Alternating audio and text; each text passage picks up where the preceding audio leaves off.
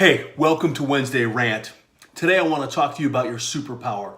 Now you might be thinking, I don't have a superpower. Actually, I disagree.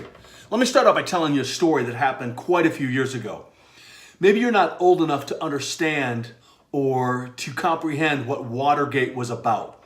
But when I was a kid, you couldn't turn on the TV without constantly having the news interrupt your program about Watergate. So, at one point, Hubert Humphrey, who had one time been president of the United States, they were now holding a memorial service for him at the Oval Office at the Capitol of the United States of America.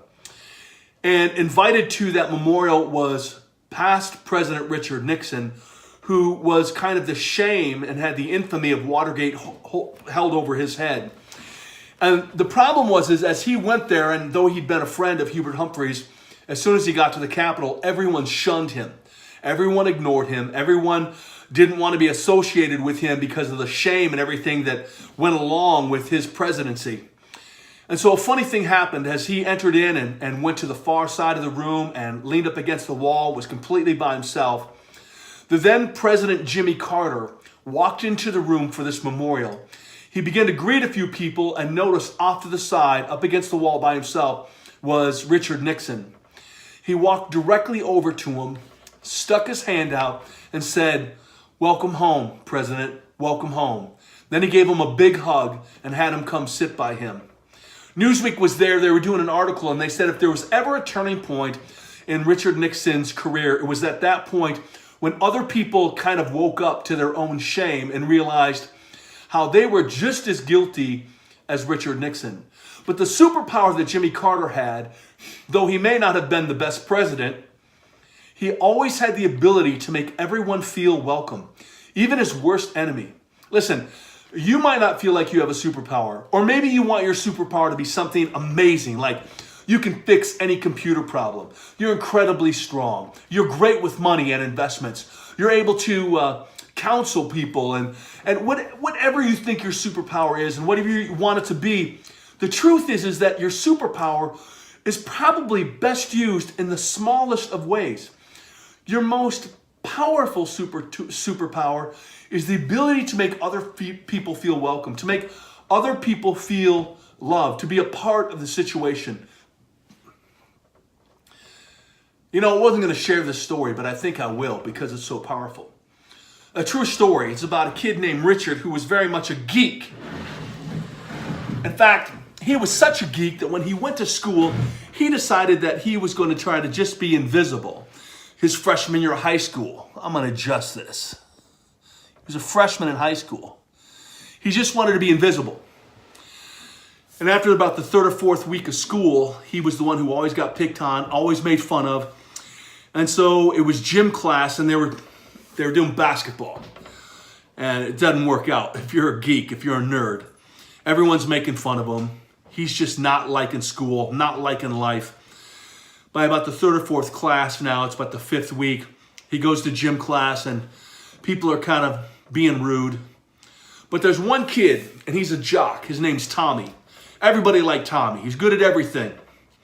So one particular day after gym class, Tommy walks up to Richard and he says, "Hey, what are you doing after class? Or what are you doing after school?" And Richard says, "Oh, I got plans." He said, "Oh, what are you doing?" He said, "Well, I got plans." He said, "Why don't you come over to my house?" And Richard's like taken back, like, "Well, why would I come over to your house?" I mean, kind of thinking maybe this is a setup, you know? And Tommy's like, "Come over to my house. I'll make a pizza. I'll teach you how to shoot a free throw and we can kind of hang out." And Richard was like, "Well, maybe, I don't know." So school's over and there at Richard's locker is Tommy. And Richard's like, "Really?" And Tommy's like, "Yeah, let's go." And Richard's like, I told you I had plans." And Tommy wouldn't let it go. He said, "Nah, come on, man." He goes, "How important can your plans be?" Really? You're a nerd. Your plans can't be that important. So Richard goes over to Tommy's house that day. Sure enough, they shoot a few baskets, they eat a pizza, they hang out, they start talking. Very next day, Tommy does the same thing. They build a friendship. Richard's able to help Tommy with math and biology, and 4 years go by. Now it's graduation. Richard is the valedictorian. He's standing there in front of his class, about to give his speech, and he starts out with this. He says, "You know, many of you don't know this. Most of you don't know this. But I shouldn't be here giving this speech because about week 4 of my freshman year, I was so tired of being picked on and bullied. I'd made plans one day to go home and to end my life with my father's shotgun. I had it all planned out. It was under my bed. I had the day picked out. It was going to be this particular day. And then he points out to the crowd, points out to Tommy, and he says, but Tommy invited me to play basketball and have pizza. And on that day, I said, okay, I'll kill myself tomorrow. And then the next day, Tommy did the same thing. And Richard said, so I told myself I'll kill myself the next day. And then this kept happening. And pretty soon, Richard said Tommy became a friend. He became an ally. He became a protector. And from that point forward, I realized I don't have to kill myself. See, your superpower, it's not always big. It's not always huge. It's sometimes just simply reaching out to those that other people won't reach out to. You know that guy at work who everyone shames? Why don't you step up and be the man and be his friend? The person at church that everyone's embarrassed of, why don't you reach out to them and be their friend? The guy that nobody talks to, he's quiet, seems like no one can get through. Why don't you be the one who steps up and gets to know him? That's your superpower, the smallest of things. Acceptance is an unbelievable power that changes people's lives. Step out today. Be that man. That's it.